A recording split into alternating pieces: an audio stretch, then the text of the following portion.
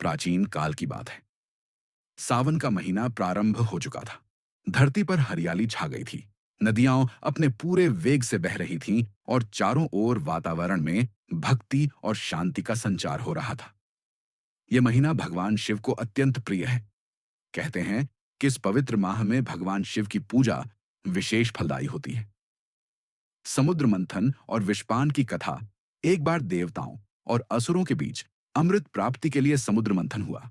इस मंथन में अनेक रत्नों के साथ साथ एक अत्यंत भयंकर विष हलाहल भी निकला। वह विष इतना जहरीला था कि उसके प्रभाव से समस्त सृष्टि के नष्ट होने का खतरा उत्पन्न हो गया। सभी देवता और असुर भयभीत हो उठे। वे ब्रह्मा और विष्णु के पास गए, परंतु उन्होंने कहा, इस विष को केवल महादेव ही नियंत्रित कर सकते हैं। तब सभी देवता कैलाश पर्वत पहुंचे और भगवान शिव से प्रार्थना करने लगे। हे नीलकंठ, आप ही सृष्टि के पालन करता हैं। कृपया इस संकट से संसार की रक्षा करें। भगवान शिव ने सभी की व्यथा सुनी और तुरंत समुद्र मंथन से निकले। हलाहल विष को अपने कंठ में धारण कर लिया। उन्होंने विष को पी तो लिया, परंतु उसे निगला नहीं, ताकि वह उनके शरीर को हानि न पहुंचाए और सृष्टि भी बची रहे। इसी कारण उन्हें नीलकंठ कहा जाता है, जिनका कंठ नीला हो गया। यह घटना सावन माह में ही घटित हुई थी। इसी कारण भक्तगण सावन में विशेष रूप से शिव जी की पूजा करते हैं और उनका जलाभिषेक करते हैं। भगवान शिव और देवी पार्वती की मिलन कथा। सावन का महीना माता पार्वती के लिए भी विशेष महत्व रखता है। एक बार देवी पार्वती ने तप करने का निश्चय किया।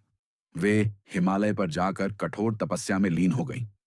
उनका उद्देश्य था भगवान शिव को पति रूप में प्राप्त करना।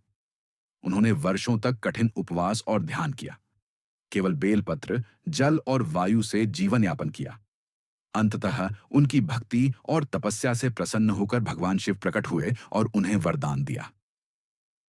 हे पार्वती, तुम्हारी भक्ति से मैं अत्यंत प्रसन्न हूं। मैं तुम्हें अपनी पत्नी रूप में स्वीकार करता हूं। इसके बाद शिव पार्वती का विवाह हुआ। यह शुभ विवाह भी सावन माह में ही संपन्न हुआ था।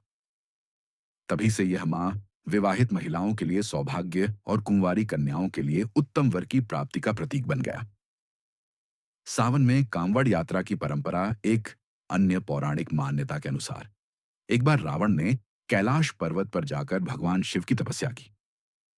वह प्रतिदिन गंगा जल लाकर शिवलिंग का अभिषेक करता था। इसी परंपरा से कांवड़ यात्रा की शुरुआत मानी जाती है। आज भी लाखों श्रद्धालु गंगा नदी से जल लेकर पैदल यात्रा करके निकटवर्ती शिव मंदिरों में जल चढ़ाते हैं। उन्हें कांवड़िया कहा जाता है। यह यात्रा शिव भक्ति, त्याग और समर्पण का प्रतीक है। सावन के सोमवार और उनका महत्व। सावन के प्रत्येक सोमवार को श्रावण सोमवारी व्रत रखा जाता है। महिलाएं और पुरुष व्रत रखकर भगवान शिव की विशेष पूजा करते हैं। मान्यता है कि जो श्रद्धा से सावन के सोमवार को व्रत रखता है, उसकी सभी मनोकामनाएं पूर्ण होती हैं। कुंवारी कन्याएं अच्छे वर की प्राप्ति के लिए व्रत करती हैं, तो विवाहित महिलाएं अपने पति की लंबी उम्र और परिवार की समृद्धि के लिए व्रत रखती हैं। एक भक्त की अद्भुत श्रद्धा। कालूराम की कथा। वाराणसी में एक बार एक गरीब ब्राह्मण कालूराम रहता था। सावन का महीना आया, परंतु उसके पास जल चढ़ाने के लिए कुछ भी नहीं था। न बेलपत्र, न गंगाजल, न फूल। फिर भी कालूराम ने निश्चय किया कि वह श्रद्धा से भगवान शिव की पूजा करेगा। वह पास के जंगल से कुछ पत्ते और एक छोटा सा लोटा पानी लेकर शिवलिंग के पास गया और प्रार्थना करने लगा। हे भोलेनाथ, मेरे पास कोई भेंट नहीं है, केवल मेरा प्रेम और विश्वास है। उसने वही पानी और साधारण पत्ते शिवलिंग पर चढ़ाए। तभी एक दिव्य प्रकाश फैला और शिवलिंग से स्वयं भगवान शिव प्रकट हुए। उन्होंने कहा, हे भक्त, तूने जो सच्चे मन से पूजा की है, वह हजारों सोने चांदी की पूजा से भी अधिक श्रेष्ठ है। भगवान शिव ने उसे वरदान दिया कि उसकी सभी मनोकामनाएं पूर्ण होंगी और उसका जीवन सुखमय होगा।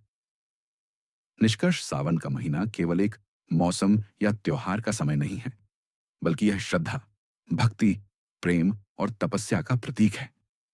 यह वह समय है जब भक्त शिव के चरणों में अपने कष्टों को अर्पित कर सुख शांति की प्राप्ति करते हैं।